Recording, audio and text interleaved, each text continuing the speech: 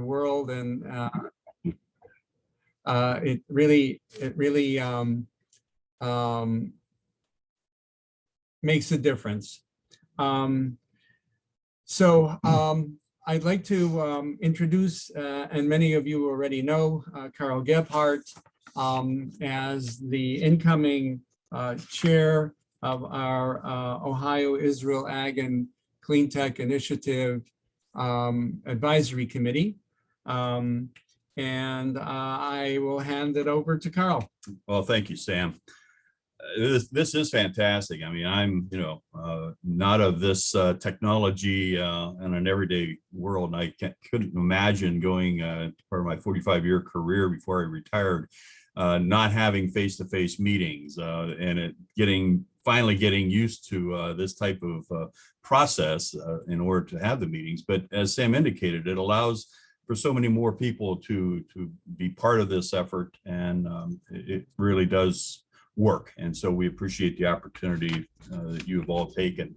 I'm not sure what time it is over in Israel. If I remember right, it's probably not 11 o'clock in the morning, but so we appreciate everyone's participation at whatever hour it is. I have been involved with this initiative for a long time, back when I had my business in the early 2000s, and it's just exciting to see it, first of all, continuing. It wasn't a flash in the pan. It has some longevity to it. And I think it's because we have a great group of people who have been involved in the past, some very good leadership support from various administrations in Ohio and at the federal level, as well as in Israel. And so it's very good to see this type of program continuing and growing and changing as the needs change. And we started off with a primary focus in agriculture, and now we have shifted and actually have included the clean technology as a result of some of the issues that we're been facing here in Ohio, and some of the expertise that has been made available in Israel. I know when I was over there on a trade mission, been over in Israel twice, we have an abundance of water here in Ohio, and we really probably don't understand that as well until you go to a place like Israel, where you see the just the demand for water and the supply being a lot less, and how they have to implement programs over there to address those issues. So we said, maybe we could do a better job in Ohio, even though we have an abundance of water. Maybe there are some processes and techniques that we can utilize. And so that I think was the impetus behind expanding into the clean technology arena. So anyhow, I'm very excited about being in this, having this opportunity, looking to the future, continuing down the path of exploring new opportunities, trying to solve problems, and that's really what we're all about. At this time, I would like to. Do we want to do the presentation? All right. I see him down here on at least the corner of my screen. It's an individual I haven't seen for a while, but Chris Gibbs. Chris and I did have the opportunity, my first trip over to Israel, we were on the same mission together. I've known Chris for a long time, and he stepped in as chairman of this initiative about 12 years ago, and he has taken it through a very interesting process as we have continued to expand into the agricultural area, which was a natural for Chris, and then going into the clean technology. It's an honor to follow Chris in this role. He was instrumental in putting together 3 trade missions that I think he was involved with personally. And he also had a personal interest in this, being a farmer himself, cattle business. He was very instrumental in continuing the work on the cattle genetics initiative.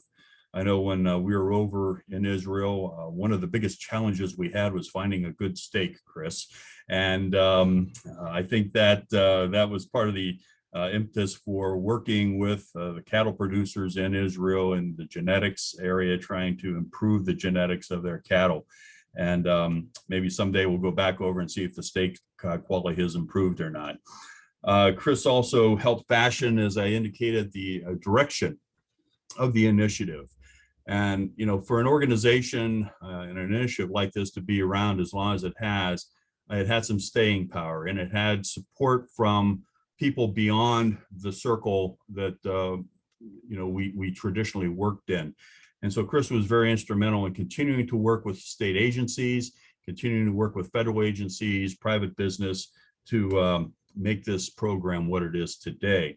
He himself had a very successful career in agriculture and as a farmer over in Western Ohio.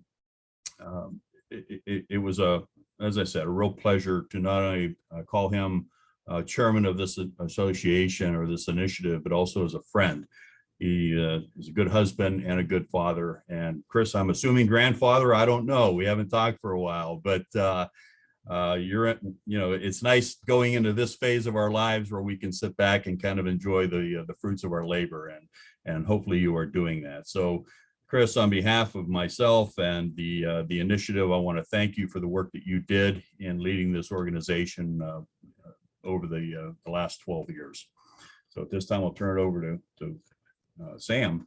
Yes. Any other comments? And Chris, we're working on having not just another plaque, but a very special commemoration to your chairmanship, which is currently being made. And the bottom line is we'll get it to you next week and the week after that. But it's on its way. It's really quite special. It incorporates Ohio as well as Israel in a very unique presentation that I'm sure you will enjoy, and when you look at it and present it, you'll be very proud, as we are, of all the wonderful things that you did in leading this advisory committee. And again, on behalf of Dick Bogolmoni, who's with us today, founding board chairman of the NEGA Foundation, and our entire board of directors, we'd like to again express our deepest thanks and appreciation for all the time, energy, and effort that you've put into the initiative. Thank you. Thank you. Sam and Carl, you're more than welcome. And Carl, thanks for saying 12 years. I couldn't believe it had been that long. So thank you. And for all of the members that are on here, Jimmy Frost, we've got pages and pages, 2 or 3, let's see, a couple pages of folks that are on today. And what a great representation for Carl as he sets out his new leadership role. Carl's going to do great. Carl, as he said, has been a friend for a long time, professional friend, and looking forward to serving with you, Carl. So thank you. Thank you. So let's move on. All right. Well, another individual I had an opportunity to travel to Israel with, and again, a good friend. We both worked professionally and in the ag world, and that's our chairman of the Cleantech Advisory Committee, Mr. Steve Slack. Steve? Thank you, Carl. Appreciate the opportunity to make a few comments, and appreciate the comments that you've already made. This has certainly been a most difficult 15 months due to the pandemic and all of its impacts. Certainly the Ohio-Israel Agricultural and Clean Tech Initiative has also felt this impact through budget restrictions and the inability to hold in-person group functions, such as Carl has already mentioned. Nevertheless, the Clean Tech program has continued to make progress. You will hear about some of that work in the presentations that will follow. Likewise, there are other programs expanding as we speak, such as the WISH program that we might talk about a little later. And that could link to clean water fountains in schools and et cetera. So I think there's a lot of things on the horizon that we can visit about. There are also some events like the planned water conference and a seminar that have been pushed back into the coming year. And it looks like, at least at this point, that maybe we're turning a corner and hopefully be able to get back to some in-person meetings that will make some of these functions more possible. There are also some promising new ideas on the horizon that we likely will talk about a little later today. One of those would be in the category of workforce development training program. And this initiative has had a history in looking at how to further relationships both directions through opportunities like training exercises. And this is one way that really we can build upon some of the technologies that will benefit both countries. So I'd like to just say that from my perspective, this initiative has had a strong binational record between Ohio and Israel with economic benefits to both sides. And I look forward to seeing this agenda continue to flourish and expand on its record of excellence. So thank you for joining the call this morning, and I look forward to all the discussions that follow. Carl? Very good. Thank you, Steve. One of the real pleasures of being involved in this organization has been the opportunity to meet some of the dignitaries from Israel. And it's been a real pleasure and a real enlightenment to have an opportunity to have them participate in these types of meetings, and also to have the one-on-one conversations with them. At this time, it's my pleasure to introduce Israel Nitzan. Israel is with the State of Israel Acting Consul General. And Israel? Thank you. Thank you very much, Carl. Thank you. So good morning, and first of all, thank you for inviting me to join you today on this annual meeting of the Ohio Israel Ag and Cleantech initiative. As we slowly begin to reopen following the COVID-19 pandemic, we also update our agenda, our diplomatic agenda. Also here in New York, when we actually focus on these exact topics that you're going to discuss today. First of all, environmental innovation, food security, water security, agricultural innovation and technology, and of course, clean tech.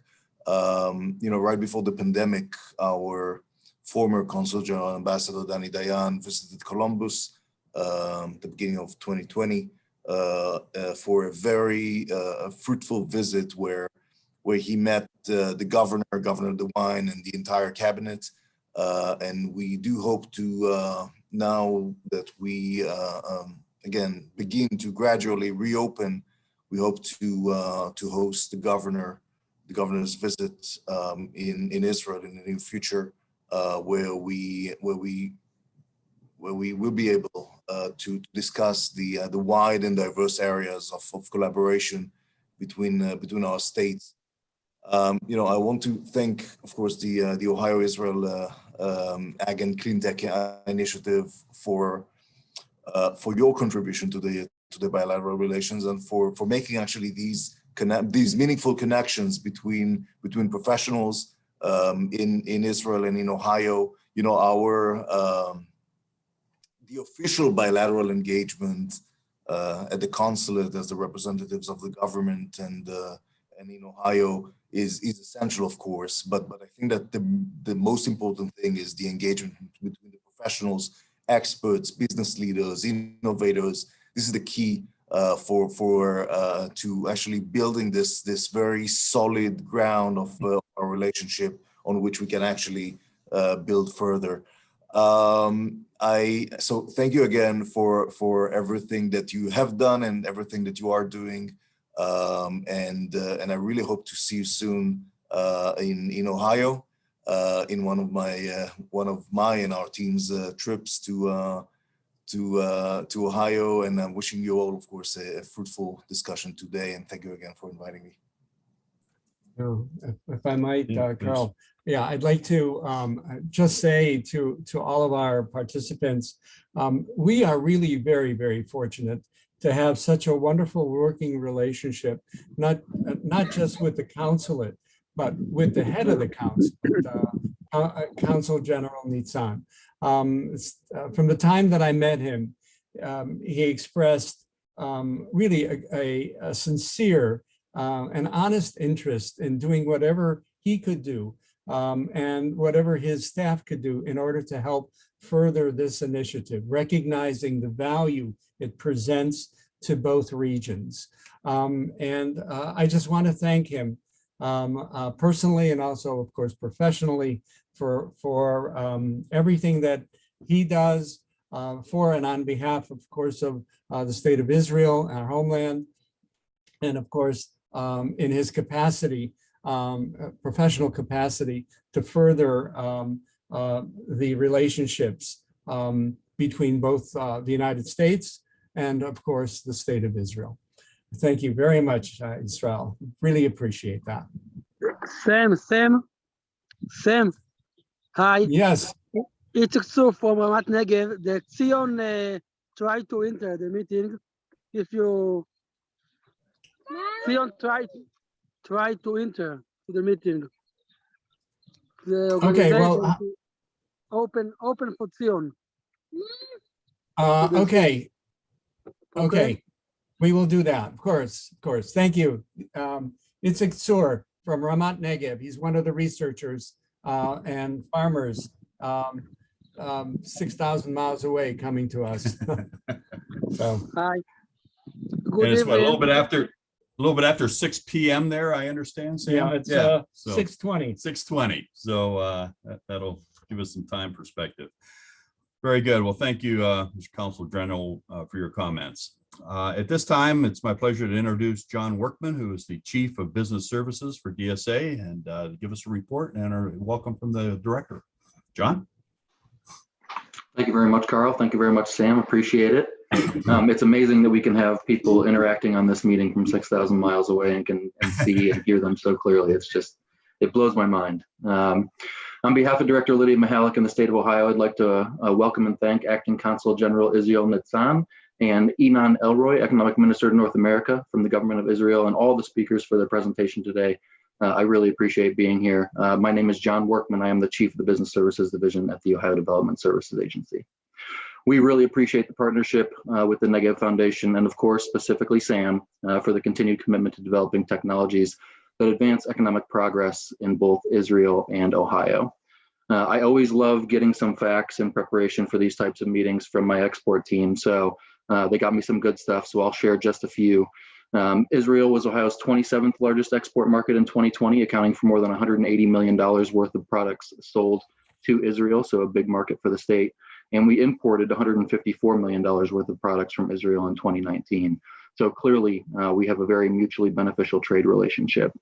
As far as we know, there are 9 known Israeli corporate investments in Ohio, with the largest being Teva Pharmaceuticals down in Cincinnati with about 400 employees. So a big investment in the state of Ohio there and in other companies across the state. And in an attempt to strengthen these ties, in late 2020, we added an in-market contractor in Israel. And what they do is they conduct market research to help Ohio businesses identify partners in the region. So we're trying to work and strengthen those ties as much as we can. On the diplomatic front, according to the Sister Cities International, Cleveland, Columbus, and Dayton all have formal sister city relationships with Israeli cities. And in March 2020, Governor DeWine, our director, and several Ohio department directors met with then Ambassador Danny Dayan of the Israeli consulate in New York. I know there were a lot of conversations about potentially doing some more interactions on the diplomatic level and potentially a trip being organized. So we will look to the future on that as we hope things start to loosen up. Ohio is always looking for future opportunities for collaboration, and the Negev Foundation is a great example of that. So thanks again for all the work that you do, and I will turn it back to you. All right, John, thank you very much. Appreciate all the work that you're doing. And I know it's been a trying time for everyone, but especially working with some of the state agencies, and but the trains have kept running. So thank you very much for your work there. At this time, we're going to go into some of the presentations on some of our projects. And to kick us off with the Israeli water ecosystem and trade is Enon Elroy.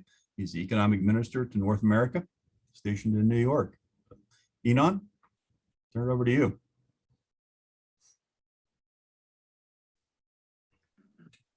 Thank you so much. So thanks a lot for inviting me.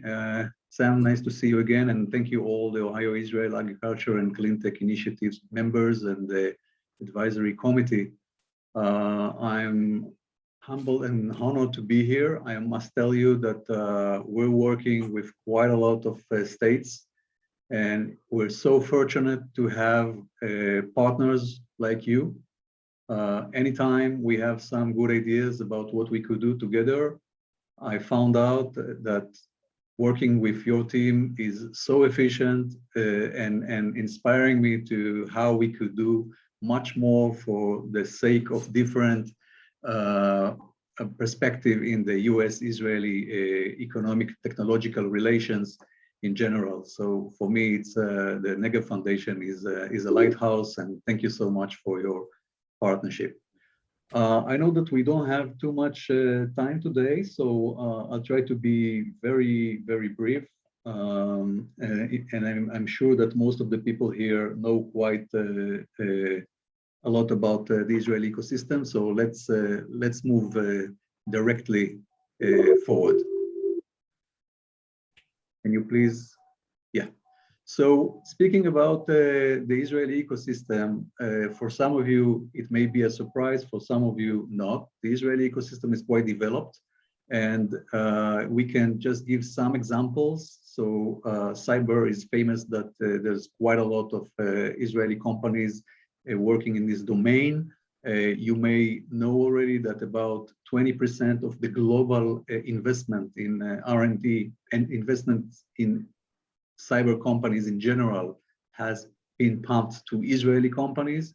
You could see that the health and life science is very important cluster, about 450 Israeli digital health companies, agriculture, of course, water, of course. I don't need to emphasize too much, but you may see that new media and internet is also an important segment. Let's move forward, please. Next slide. So for those of you who ever been in Israel, I assume that most of you have been there, but it's not a surprise. Israel is at least 60% desert, quite arid environment. And therefore, since the creation of the State of Israel in 1948 and even beforehand, this was a challenge that we had to deal with. Next one, please. It might be a surprise for some of you, but you may be interested to know that although the population of Israel grew quite significantly, at the end of the day, Israel, I would say, stayed with the general rate of water consumption since 1964, although the population grew significantly, and you could see the numbers. The Israeli population has multiplied by over x8 and over the past 70 years, and the agricultural land has multiplied by 6x over the past 70 years and by many multiples of this amount in terms of overall output. Therefore, the only way it could have happened is due to efficiency and due to large investment in R&D and productivity. Next, please. So Israel is not only dealing with our resources. At the end of the day, we also export our water under the peace treaty with Jordan. For example, we've committed to export water to Jordan, and we always try to upgrade and optimize our systems. Next, please. So how did it happen actually? And I can assure you with one fact, it was not a miracle. Next, please. So what should you do? It's a combination of educated society, Water belongs to the public approach, water management and planning, and water separated from politics as much as possible. And in Israel, like in many other places, it's not so easy. And I would say that international cooperation has always been a very important segment too, in order to help us to do that. Next, please. So when it comes to innovation, I assume that anyone who met an Israeli before, you know that we know better. Sometimes it's an advantage, many times it's a challenge. But you know, I'm an Israeli, so I'm allowed to speak like that. Pricing was an issue, and also government funding. I think Israel had a very interesting platform. For example, the New Tech program, which Sam, I assume, worked with, and I would like to mention my good friend Oded Distel, who initiated that many years ago. This one of the programs that made this success. Next, please. So we actually make every drop sweating for us, because we don't let the water go. And we try to use as much as we could and make sure that the water will be used for different use, and not to lose it. And when it comes to water innovation, one of the segments is, of course, seed clouds. Can we go next, please? Somehow the presentation runs for me. Yeah, let's stay here. Capturing the rain and reuse it. We use quite a lot of IoT water management systems, leak detection methodologies, and of course, cybersecurities. When it comes into smart, when anything got to be smart and digital, that allows also the bad guys to interfere, and therefore we need to protect it. It's true to the water, to energy, to digital health. And here, our friends in the US, you'll experience that at least the same as us. Next, please. When it comes to the Israeli water technology sector, so you could see that we have more than 180 companies. You could see that water and wastewater treatment is, I would say, the dominant. Irrigation was for many years leading sector, water systems, water network management, desalination, domestic use, and water quality detection. Of course, if anyone want to have any elaboration on anything, we'll be very happy to help you with. Next, please. Next, please. We also have a quite unique system. This is the Israel Innovation Authority. It used to be the Israeli chief scientist. Under this platform, which is dependent on a law, we have a law of encouragement of R&D. We actually support Israeli companies from a very, I would say, premature stage, from tech transfer. We work on infrastructures. We are supporting entrepreneurship and incubation, and also when it gets into competitive R&D. You could also see all the different aspects which we are focusing on. Next, please. We have a platform of international collaboration, also with the US. One of the most important platforms is the Bird Foundation. This, I think, if you didn't hear about the Bird Foundation, it's worth inviting Eitan Yudilevich or one of his team to speak and share with you about that. That's an amazing platform for cooperation between Ohioan and Israeli companies, not only companies. Next, please. Industrial research and development. You know, I started my career in the retail, and my boss used to tell me, you know who's right? And I told him, who's right? So he said, not you, it's your clients and the customers who's right. So who are the customers of a state or of a country? This is clearly the multinationals. So we have today more than 350 multinationals that decided freely to come and to work in Israel. And all these 350 are not selling in Israel. They do either R&D, manufacturing, or scouting. Next, please. So that's for the conclusion. I think that for me, this is a win-win. I really want to encourage you to keep working on doing things together to expose the Ohioan companies to the potential in Israel. And we will continue to work together to expose the potential to the Israeli companies because they can work in Ohio and the Ohioan companies can work here. As an example, I would like to share with you that in June 15th, the Israeli government, together with the economic mission of the US Embassy, is going to feature a webinar about Israel Infrastructure Growth Program for the coming years. It's about $56 billion projects, 233 projects. There's no reason why some of these projects won't have also Ohioan companies as contractors or subcontractors or whatever. Thank you very much. Looking forward to continue to work together. Thank you, Inon. Very good information. All right, moving right along.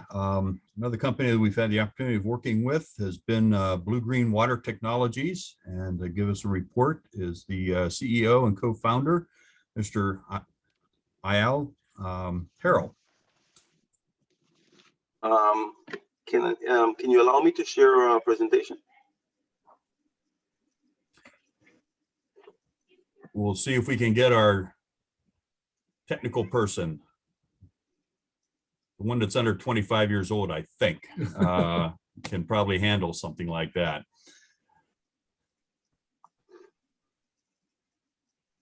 Are we able to do that, Stephanie? Is it Stephanie? Yeah. Yeah. It's more convincing to show than to tell, but I've made you a co-host so you can share screen. Appreciate it. Okay. There you go.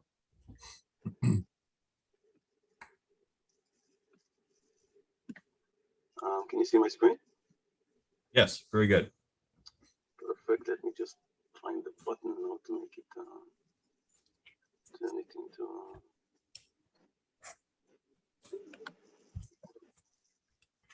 There it is.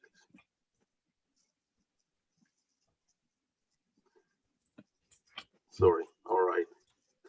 So Blue Green Water Technology. First of all, thanks for having me today, and very much thanks to the Negev Foundation that helped us a lot making our first steps in the United States. I'll mention a couple of words a little bit later once I have all the information. I've provided all the information about the company and what exactly it is that we do. And so without further ado, I'll start. Blue Green Water Technologies is a leader in water tech.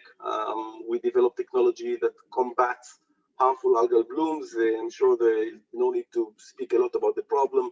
In Ohio, you're very familiar with the situation. We're dealing with an infection of water bodies in global proportions. Just to give you an idea, it's not just an Ohio problem or a US problem. We're dealing with 60 million lakes, infected lakes around the world, 30 million square kilometers of dead aquatic zones in the oceans.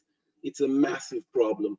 And when the problem exists, what happens is you simply can't use the water. Like I said before, it's a bacterial infection of water.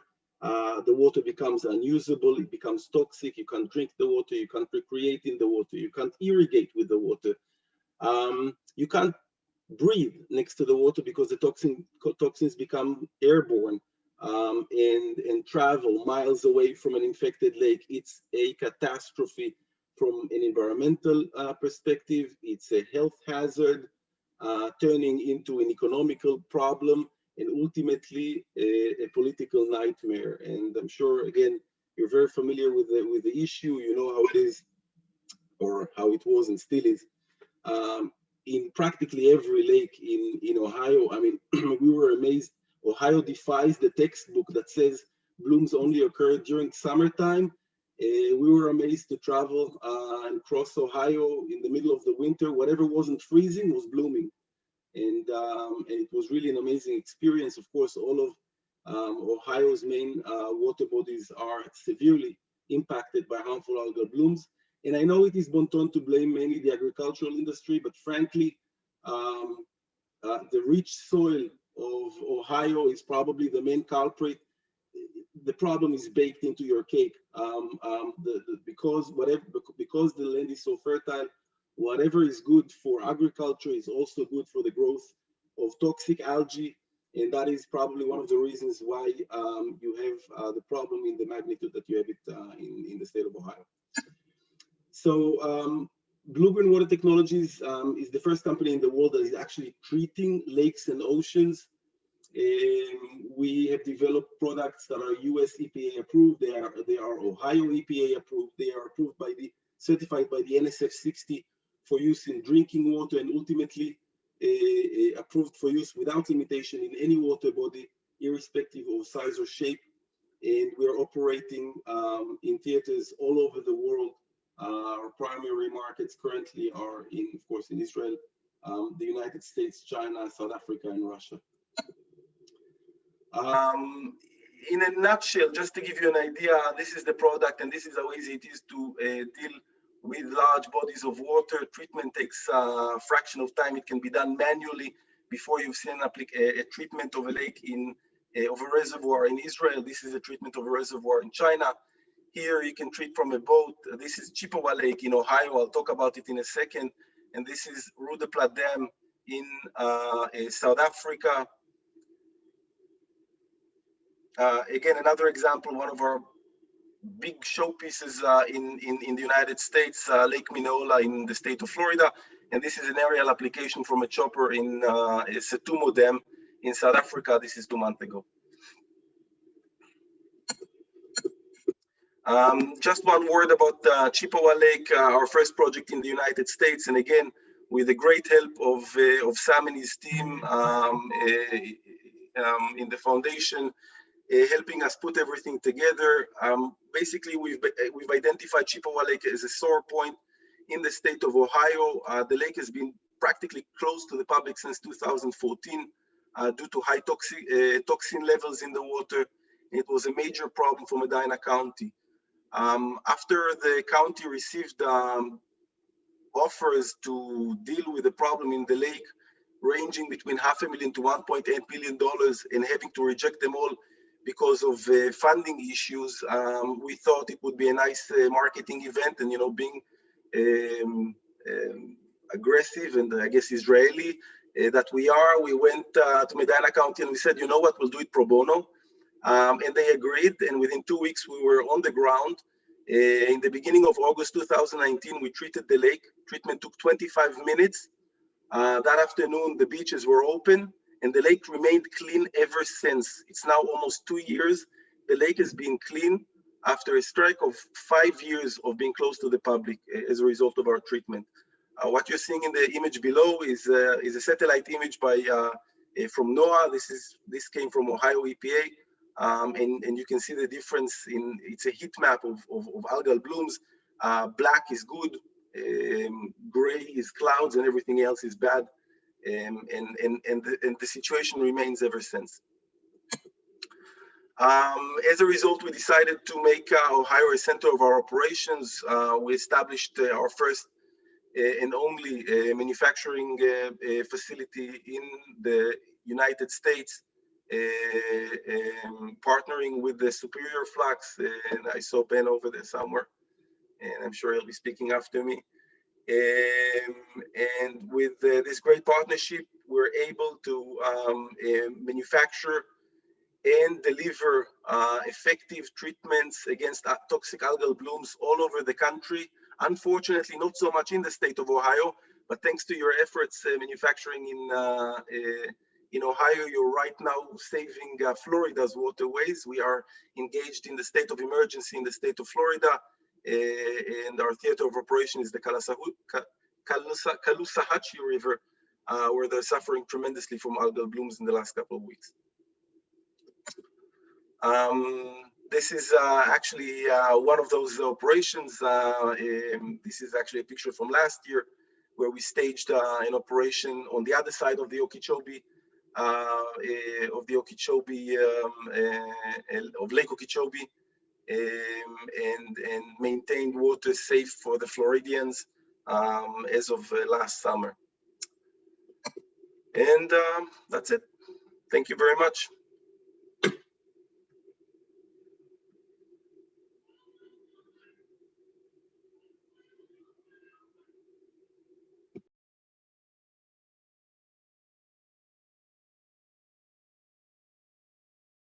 Things worked out with Chippewa Lake, and that you were willing to go pro bono and trying your product there, and the success that you achieved. I do know Florida has also have significant problems. I assume that we still have some issues in Ohio. I know we have some of the smaller lakes, but we're looking forward to continuing the relationship, and just amazing response from your product. So thank you very much for making that commitment, and we look forward to bigger and better things going forward. You had mentioned it during your presentation. At this time, if Ben Baskins, who is the CEO of Superior Flux and Manufacturing, if you give us a report, Ben. Hi, thank you very much. Can you hear me okay? Yeah. Yep. All right then. First and foremost, I want to thank Sam Honig, without whom we wouldn't be here.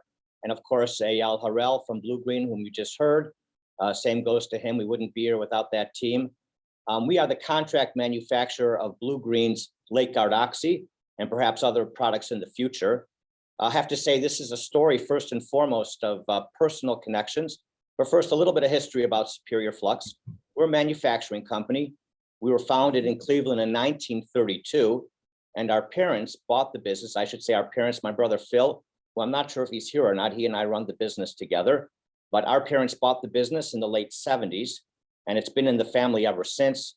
Our mother's not around anymore, unfortunately, but my father, who's 92, still comes into work every day, and my brother Phil and I run the business. Superior Flux makes a specialty chemical called Flux, which is used in metal joining.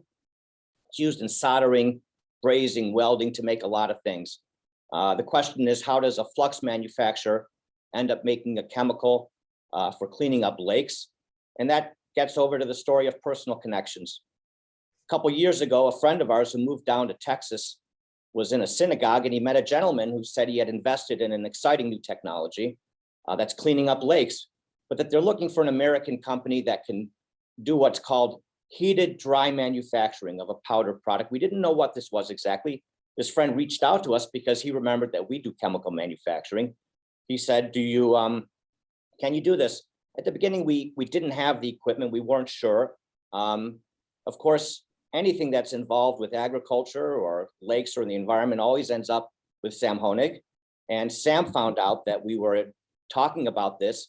And in his inimitable way, he said to us, you got to get involved in this project. You got to get in. And so we contacted the gentleman we had been in touch with, who's still with Blue Green, Waleed Nasser down in Texas, who's their US representative. And we said, we want in, we want to be able to manufacture this product.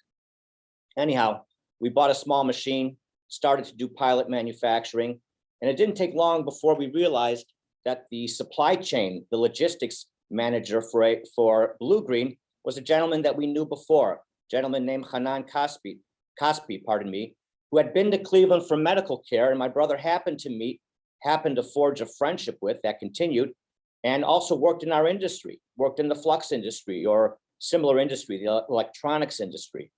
And so here we are now, we're dealing with a gentleman that we knew well and have gotten to know very well. We also have met the amazing team, Eyal, whom you heard from, his brother Moshe, Waleed Nasser, God, and there's some other people as well. The company's growing, so we keep getting introduced to new people, and it's a pleasure. I have to say that when we started manufacturing this product, we just got started and COVID hit. And we thought there's no way this is going to develop during COVID. All of the state agencies and whatnot, and those are the people that Blue Green has to successfully interface with, they're all going to be too busy with COVID. And it made sense. I mean, the problem was taking over everything. Well, as a testament to the product and a testament to how it solves a real serious problem, they got busy really fast. And so now we're in the stage where we're ramping up. We have new equipment coming in or being worked upon. We get regular visits from Hanan, who's become our gadfly. He pushes us to do better and better. And it's very exciting. We're hiring for this project. We're looking at new spaces. We're also adding on to our building. And now we're considering, okay, what do we do for this new add-on that'll accommodate this manufacturing? So it's really been very exciting. And our job now is to keep up with them. So I just want to say that I'm very honored to be part of this team and to be part of such an innovative and crucial technology. It's a tremendous opportunity for all of us. Thank you very much. Thank you, Ben. Appreciate, again, willing to take that risk and try something that not only is benefiting Ohio, but elsewhere. And being right here in Ohio, Cleveland, we are grateful for that. Very good. Actually, I'd like to shift our gears a little bit into the ag world and have a report from Amanda Hill and a good friend, John Buck, who are in charge of U.S. sales for Groundworks BioAg out of New Bloomington, Ohio. So John, Amanda, who's going to kick us off here? We made it easy. We're both sitting here together, so like you and Sam. Sorry if we get a phone ring or something else. We got sprayers running. It's farming season and trying to make things happen here. Unique feature about us when we're talking about the water and watersheds is the farm here that we're sitting on actually splits the divide for water that goes north to the Lake Erie and water down to the Gulf of Mexico. So we're right there on the divide. But so when we're talking about water quality, we can't blame our neighbors on one field. It's us. We go both ways. Man and I both work and represent Groundwork BioAg here in the United States, covering the whole United States for them as their U.S. representatives. Obviously, when COVID hit, it became a little bit more difficult for anybody to travel in from overseas. So it's really fell on our shoulders the last years. Groundworks had some exciting news in the last few months. They've closed another round of funding and gained another $11 million in funding for to grow worldwide. But growth in the United States has been pretty good here. This year production's gotten ramped up over in Israel as well for the mycorrhiza fungi to come in. And we've got, been traveling. Man and I really haven't seen. The only nice thing about COVID is we didn't have a lot of people on the roads traveling with us, but we never really had to slow down. We still had to represent them and get trials out and research and everything else. We have not obviously had trade shows to go to, but that's about to start again here in July. The Cultivate show in Columbus will kick back in and we'll be doing it. So Amanda's going to share some exciting news that we're also doing in a partnership. Groundwork BioAg this year decided to join up with Corn Warriors. So we are now sponsoring the Corn Warriors show and along with the Podfather show. So if you guys want to tune into those, you can watch them on Facebook, Instagram. There's a little bit on LinkedIn. And then of course the RFD TV that they are also on. So we are sponsoring that show and we're actually sponsoring one of the farmers here out of Ohio who is on the show, and his name is Corey Atley. So it's kind of a nice project for Groundwork to be doing as well. Corey is one of the only ones that's on both shows, both Corn Warriors and the Podfather show. He's out of Cedarville, Ohio, and another unique feature here is they farm a lot of the ground that Governor DeWine owns in their farm. So we kind of got directly to the governor's ground. Some of these trials probably are on his farm ground. We're actively working with Groundwork to figure out how we can be a part of the carbon sequestration programs as well.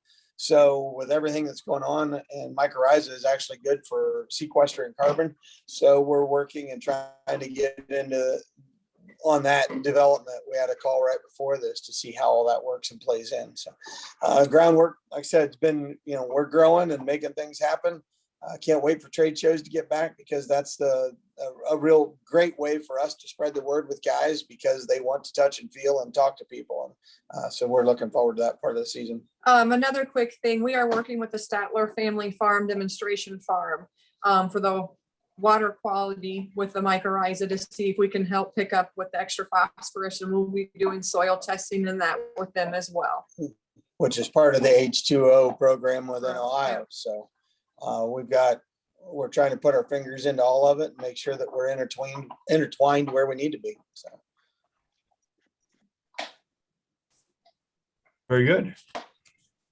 Amanda, you make the conversation you had about using Facebook and Instagram and the podcasts and stuff. That's an issue that I'd like to talk about a little later on in the program, because I think those are some real opportunities we have to mirror what you're doing with Groundworks, with a lot of the other technologies that we've been involved with that maybe we haven't utilized as much. So appreciate you raising that issue and utilizing that.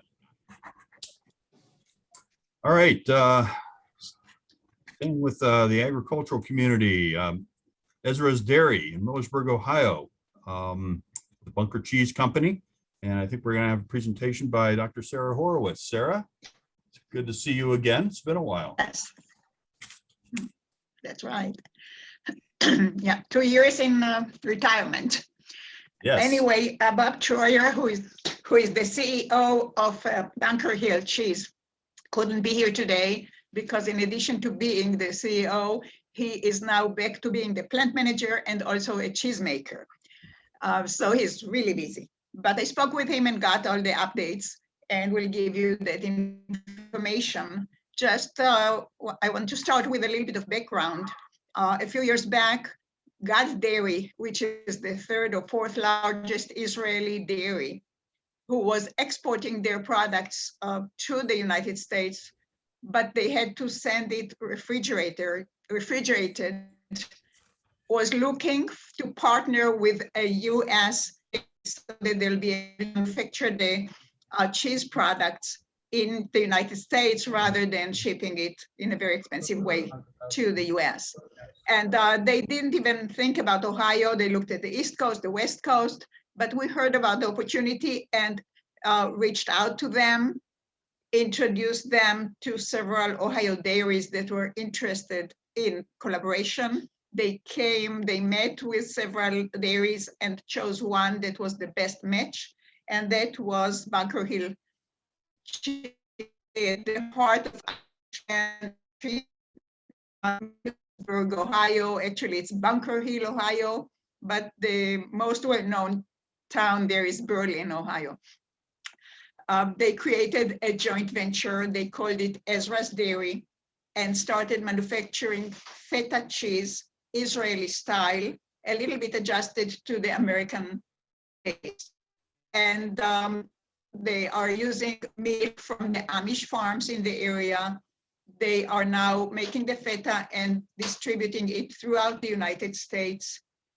And the updates for this meeting are that last year in 2020, they were able to increase their sales by 14% in spite of the corona.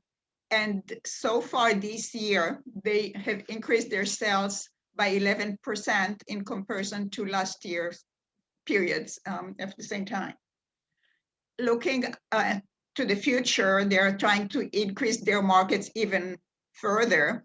And what they're planning on doing is to reach out to the Jewish religious community in New York City, who would love to eat the feta cheese, but the kosher certification currently is not strict enough for them. So the feta cheese for them has to be made from a special milk, which is called Israeli milk. It has to be supervised, also the milking part. And that kind of milk doesn't exist in Ohio. So they're looking at other states for that and talking with different authorities. The process is slow, but hopefully they'll be able to do that specially kosher certified feta cheese and enter that particular niche market in New York City and increase even more their sales. Thank you. Sarah. That completes the reports from our various projects. At this time, I'd just want to open it up. A lot of it very exciting activities happening, just to see if anyone has any questions of any of our presenters or comments or anything else to add before we get into talking about a couple of the other topics going forward. So anyone have any questions or comments for any of our presenters?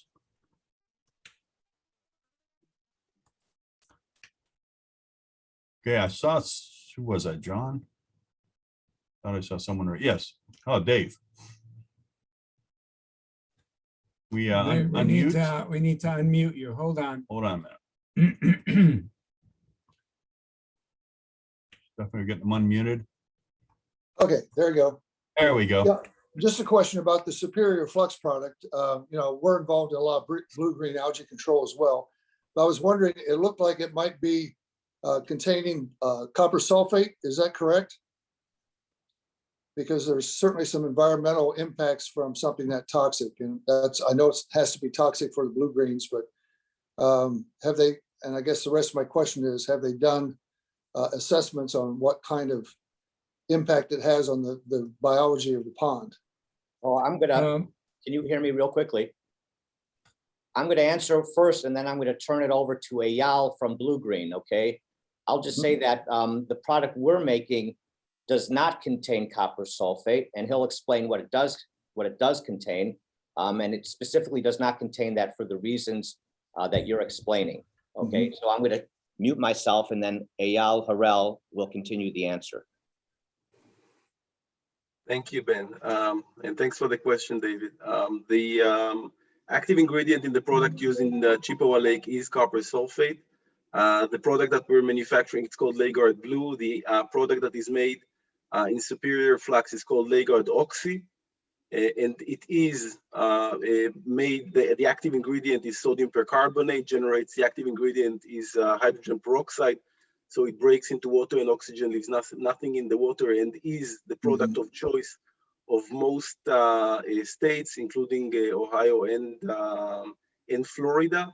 In fact, the Lakeguard Oxy is the only algicide approved for use by the Floridian Fisheries and Wildlife Commission for use in natural waterways because of those properties. So that is correct. But I just, if to go a little bit into the how the product works, it's a very unique mode of action. We're not trying to bleach the toxic populations in the water. What we're doing is we're activating a biological chain reaction within the toxic species. We are triggering a biological chain reaction called programmed cell death within the toxic species that causes them to undergo a collective suicide, so to speak.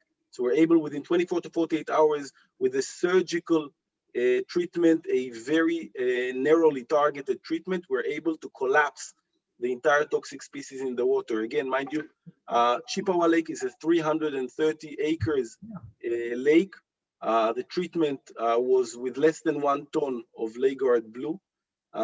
In parts per million, it's non-detectable per volume, and the treatment lasted 25 minutes. It's that fast, and the response was immediate. Thank you. Okay. Anyone else? Comments, questions? All right, seeing none, I'm going to, and I don't mean to catch you off guard, Mr. Bogomoni, but as chairman of the Negev Foundation, kind of the mothership for this initiative, I was just wonder if you have any comments to make on behalf of the Negev Foundation. Well, I think all of you know that the foundation was started a little over 30 years ago. And it was started to help support the development of high-tech agriculture at Ramat Negev in the desert. And that area was selected because it's in an area where 2 different types of sand butt up against each other. There is a sand that has a crust on top of it, and there's sand that does not, and you have to work with these 2 different kinds separately. The first director at Ramat HaNegev was a winner of the Israel Prize for his work in agriculture. And at the time, and for the next, I don't know, 20 years anyway, we believed that the work that was being done there was being done in order to be able to use brackish water, excuse me, from 3,000 feet down underneath the desert. And it turned out that there was a limitless supply of brackish water. But if you use that water to irrigate the plant leaves would die and burn out. So the job at the center was to figure out if you could use the salt water, how you would apply it, and what was the result having done that. And they could only test 2 seasons worth of technology every year, so that there was a lot of work and growth in this. And they turned out that they proved that they could grow the best tomatoes, strawberries, and over time melons, and then olive trees and dates and products like that. And then all of a sudden in recent years, instead of the wars that were going to be fought with Israel over water never materialized, because Israel changed technology and was able to desalinize water in such a way that the water was pure. And the next set of technology had to be, well, now you've got this pure water, but it has no nutrients in it to water the crops with. So they then decided to put back nutrients after the water was desalinized and pure. And then they started even creating kinds of water that were better for certain crops. And so it looked very much as though the technology which used water, brackish water from the ground, was going to be replaced by the new ability to purify water. And as part of this, Israel became a net supplier of water to Jordan and other countries. And they created formulas by which certain crops would be using certain formulas of water. It just wasn't the same common water all over the place. And I assumed that this was going to put the brackish water technology, which developed so great over 20 years, out of business. And it turns out that my conclusion was dead wrong, because the brackish water still develops the sweetest fruits and tomatoes and melons and things of that nature, because the plant's natural reaction to brackish water was a defensive reaction which built sugar. And so that's how the sweetest tomatoes and melons and plants were produced with the brackish water, and still are, so that the original technology is still in use, even though vast technological improvements had created fresh water for the state of Israel to use as it saw fit. But along with all of this came all of the technology, because in the early years, there was no hope that fresh water could be produced from the salt water in economically available water, so that it could be used as a competitive advantage. But the next step was the problem that agricultural countries face and Ohio is facing, where Ohio always had plenty of water. It's now got chemical runoffs that are causing the kinds of problems of algae that need to be worked on.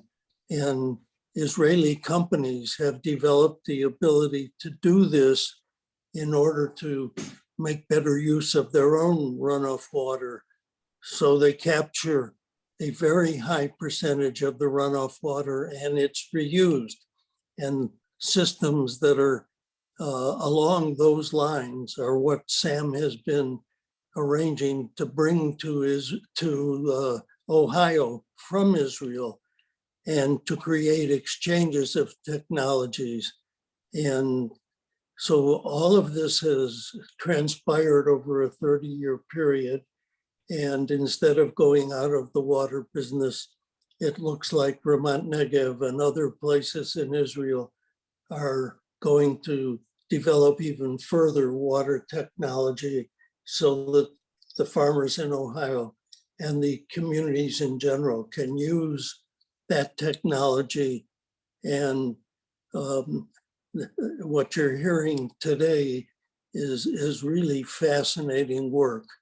And it's really through Sam's ability and Sarah's, and for those of you who travel to the state of Israel to see for yourself, you came back convinced that there can be technological exchanges between Israel and Ohio, and that's how we got in this position. And I'm really thrilled to hear the reports because the future continues to be more interesting in some respects than the past. But thank you. Thank you, Chairman. We appreciate your continued support of this initiative and the work with the Negev Foundation. Yeah, it's amazing when I heard that Israel 60% desert, but yet you're exporting water. That somehow doesn't sound logical, but you've done some fantastic things over there. So at this time, we're going to talk a little bit about some other topics that going forward. One of those, and I think it was mentioned once already today, has been the workforce training and development. And I know in the past we have done some work like that, especially in the aquaculture area. We had sent some students over, I know from Hocking College at one time, and I think from Ohio State. And they've come back and they got back involved in the industry. Some started their own businesses. So at this time, I just want to turn it over to Sam and have him give some updates on some of these other topics. Great. Thanks, Carl. I also want to thank Dick for articulating so well the where we came from. I'd like to add one point though. The initiative itself was, for all intent and purposes, the brainchild of the late Senator George Voinovich. I remember we had a meeting with him at lunch here in Cleveland, and he was a politician that since he was the mayor of Cleveland and then the governor of the state, and then of course a US senator from our state, had traveled to Israel, I think either 7 or 8 times. And he recognized the opportunity of creating a synergistic highway between both regions, specifically focused on agriculture. So he asked us to create this program, which we did. And as they say, and everything after that was history. As we go forward, one of the opportunities that we wish to bring back is a workforce / training program between Ohio and Israel, primarily taking Ohioans studying agriculture as well as water technologies and sending them over to Israel, linking them with the kibbutz movement in agriculture in particular, and also companies involved in water technologies. We feel that the students don't have that is, the Ohio students don't have as much of an opportunity to experience what's going on internationally when it comes to the development of new technologies and sciences. And Israel is a perfect platform. It's a springboard. Companies from all over the world come to Israel. And these young people will then have an opportunity to broaden their professional and also personal horizons, and be in a position to think out of the box and to understand that philosophy that Israelis understand and practice so well. So hopefully we will receive the funding that we're asking from the state to actually put this program into place. Our objective is to get over the next 2 years between 20 and 25 students over to Israel into a 4 to 5 month practicum. As I say, we can do this, we can only do this if the funding continues to come through from the state. That's one of the programs, but I'm going to throw it back to Carl because again, he brought up a very important point that was already brought up in the our conference today, and that is expanding our outreach through social media and other sources. Yeah. Being of my generation, and I look out the pictures on the board, and I see a lot of similar baby boomer types, if you will. And, you know, we are still, I'm not sure we have totally grasped the opportunities that are out there relative to communications that our generations that have come before us are utilizing. And I appreciate Andrea and John bringing up that issue of, you know, the podcasts, Facebook. I mean, there's TV out there anymore that are, you know, almost like what we used to call closed circuit, or the cable networks that go into specific markets. And I think with the type of successes we've already experienced and the opportunities that lie ahead, where we're looking not only for ideas and solutions, but just getting this information out there so people can be thinking about it.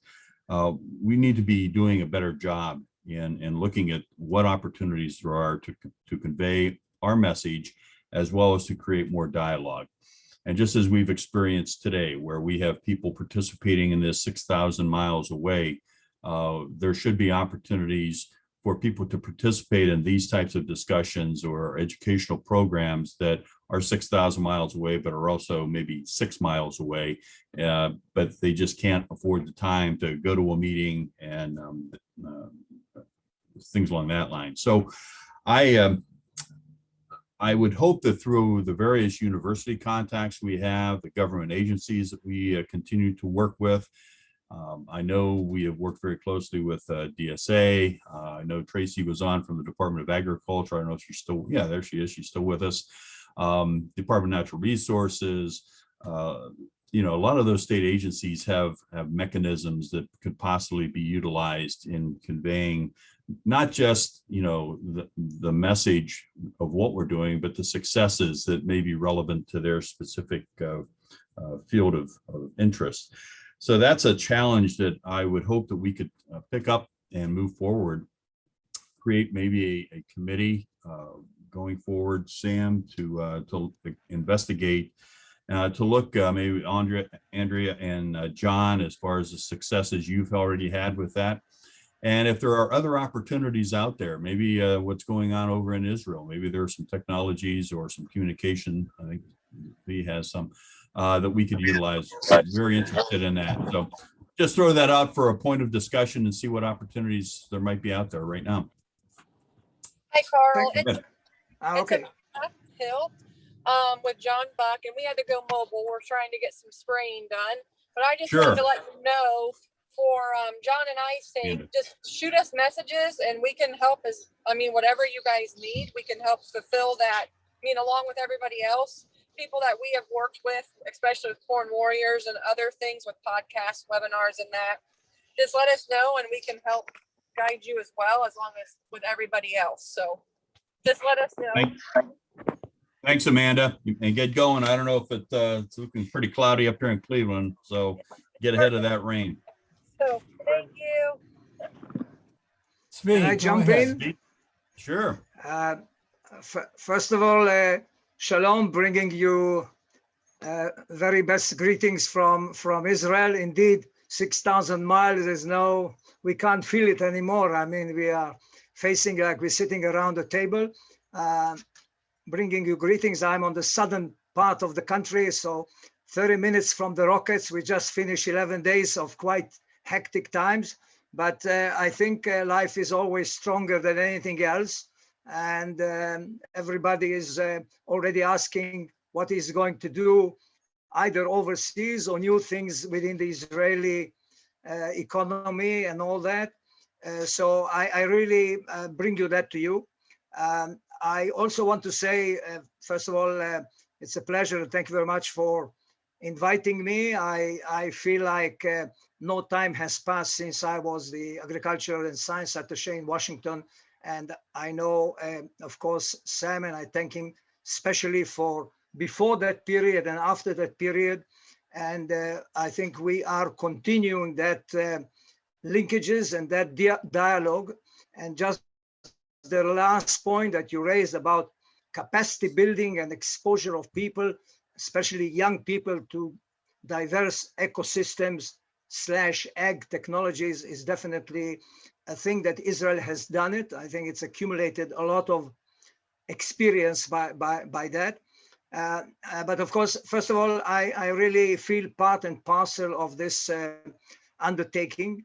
I definitely want to say, I can't miss it to say to Professor Slack, it was a pleasure when we were there and trying to meet R&D fields of operation with the university. And I think it's all on the table even today. I have been retired before, but I maintain a very close relations and contact with the Ministry of Agriculture and Rural Development and other government and non-government organizations. So I think I wouldn't say anything, but almost anything that we find a common denominator between needs and supply possibilities, either in technology from this side and from Ohio side, I think we can definitely implement it or put it into reality. I was following all the very topics that were raised by the companies. I just want to throw, because it's not the let's say the detailed opportunity here, but I think that among other topics that could come in, which is very strong, and of course water is one of the primary production or natural resources. I think it's also issues of precision agriculture at large. I think it is a very, very strong part which goes hand in hand and very close to high and innovative technologies. And as we communicate here, plants and operations can communicate from one place to another. I think that's another very strong area if we put it into the agenda of our cooperation.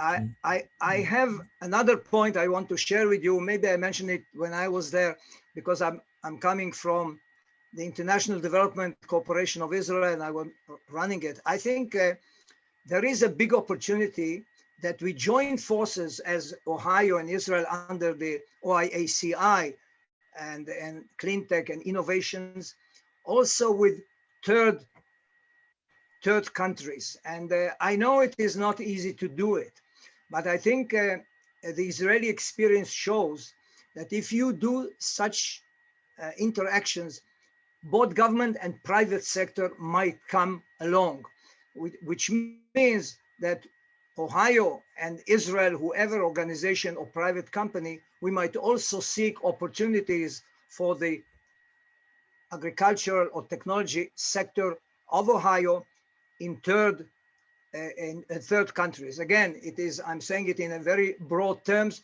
but I think it's possible. Definitely in terms of training.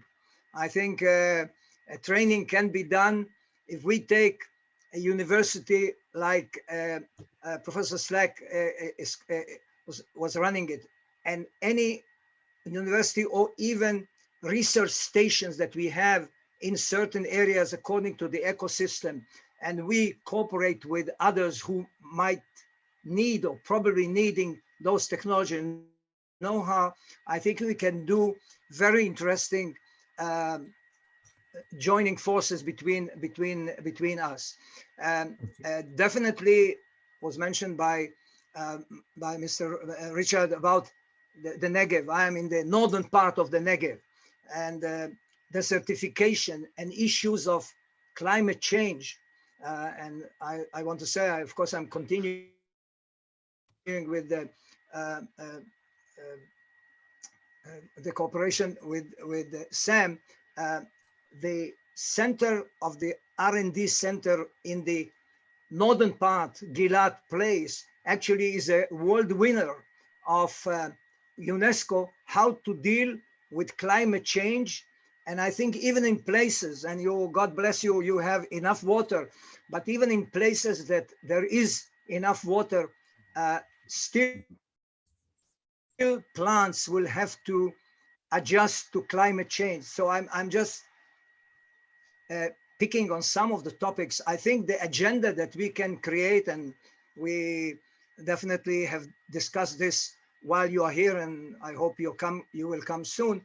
The agenda is very broad, and all the topics that have been raised are possible.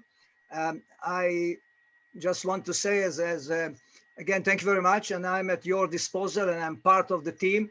So let's do whatever we can do, and I'm sure we can do a lot. Thank you very much. Thank you. Thank you very much. Like we want to be respectful of your time. We're getting closer to the end of the meeting, and I want to turn over to Sam just for a couple comments on a couple other projects before we adjourn. Thanks, Carl. And also thank you, Tzvi, just to say, Tzvi and I, we're on the phone at least 2-3 times a month, if not more. We're involved in a very dynamic new project with the Ministry of Agriculture. It's very, very interesting. You can learn more about it on our website, negev.org. And also, by the way, please have a look at the OIACI website, ohioisrael.org. One word, ohioisrael.org, to learn more about what we're doing. I do want to just mention, we have an agenda of several new and ongoing projects that we will continue to work on and over the next 2 years. One program that we're already involved in is with a company called Woosh, W-O-O-S-H, very unique company that manufactures what we call here a drinking fountain. So I want to show you a picture of their latest second generation drinking fountain. This is a water dispensing system that we are planning on putting into schools initially. We've gotten a grant from the Cleveland Foundation, and we're also soliciting support from a variety of different sources.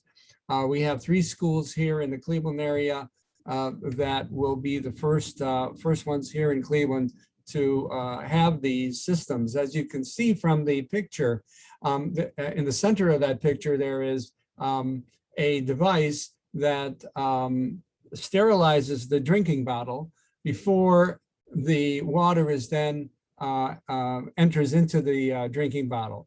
The water is actually pure of any contaminants, organic and inorganic contaminants. So they walk away, a child walks away with pure water. Again, very it's a very dynamic program. It's already in place in Dayton, Ohio, not this unit per se, but other units as well as in Florida. But we feel that this is quite a unique opportunity. Our main objective, of course, is to get WUSH to have a presence, to nest their operation here in Ohio, to manufacture this product and other products that they are in development, and also, of course, distribute out of the state of Ohio. That's one project that we're currently working on. Again, other projects include an Ohio-Israel Water Conference, and we're working with the Consulate and the Economic Mission in New York on that program, as well as DSA. We also would like to initiate what has been successful in the past, being a kosher seminar for the food industry. We can take down the picture. Thank you, Stephanie. And of course, expansion of workshops in general. But one thing is really quite important. We need our committee to bring us ideas, to bring us issues. You come from all different parts of the state. You hear things, you know things. And just as we've heard during the conference, our ideas come from your ideas and from the needs in the state. So I would urge you to communicate with us and let us know what you feel we should be looking at, what is important. Whether, again, we worked very closely with Justin Murata in the past on wastewater treatment. And we worked with Gene Steiner on cattle genetics, and of course, Don Branson down in Southern Ohio always comes up with some good ideas. And we're very, very fortunate. Brian Gwynn, of course, has been there, and Dave in aquaculture, and of course, Phil Cassidy, and Brad's been terrific down in Southern Ohio and in Piketon. And with his projects, and again, it's quite unique what he's helped us with with Israeli companies demonstrating their water systems. So again, and of course, Howie Bagelman. Howie has been just an amazing resource, taking over from Joyce Garber Keller, and helping the initiative move forward. Tom Sudo has always been a great consultant, and we're very, very, very appreciative that he's with us literally from the beginning.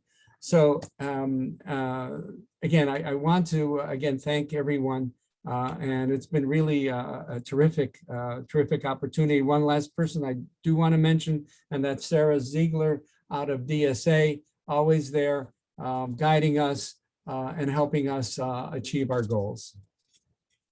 Carl.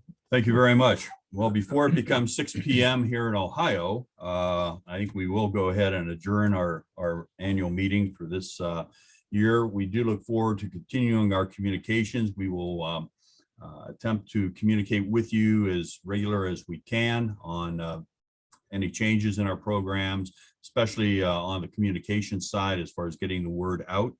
We do appreciate, I think we were up to 41 people participating in this meeting. So we appreciate the interest. We appreciate the support from our elected officials. We have some state reps, state senators that we're on. And we just thank you. We look forward to having a good year, have the best as we kind of re-engage into to real life, face-to-face meetings. And we look forward to doing that in the future as well. Chris, again, thank you for your leadership in the past. All the best to you. And have a good summer, everyone. Stay well. Thank you. Hope to see everybody soon. All right.